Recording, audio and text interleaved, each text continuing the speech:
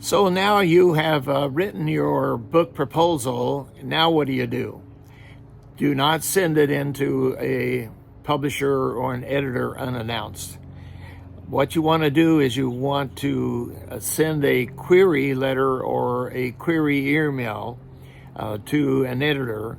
And what that basically is, it's a short letter or a short email briefly explaining, maybe just one page of content on who you are, what book you're trying to propose, a brief, quick overview of the book, and asking if they'd like to see a proposal. What you do is you send that to an acquisition editor and you wait and see what they say.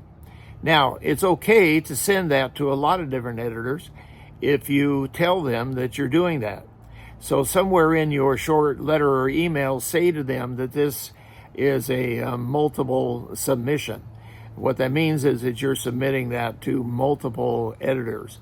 That way they know, and if they inquire about receiving the manuscript or the proposal, and you have to go back to them and say, well, someone else already was interested in it, and I decided to go with them. Well, you're not making them upset because you told them ahead of time that it was a multiple submission.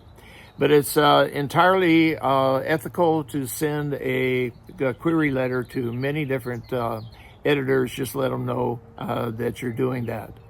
And then what you do is you sit back and you kind of wait and see who's interested. My suggestion is that once you have your basic idea for your book, that you investigate what publishers produce that kind of a book. If it's a children's book, some publishers don't do children's books, so obviously it's not worth sending it to them. So whatever your book is, investigate what publishers do your kind of book, and then let's say that there's 20 different publishers who produce the kind of book that you're writing. Then what I would do is I would send a query letter to all 20 of them. Now, if you get back, say, 3 publishers who are interested in it, then I would just send my proposal to them one at a time and see what they say. Send the proposal to the one you would prefer to publish with. If they say yes, then sign your contract and you're home free.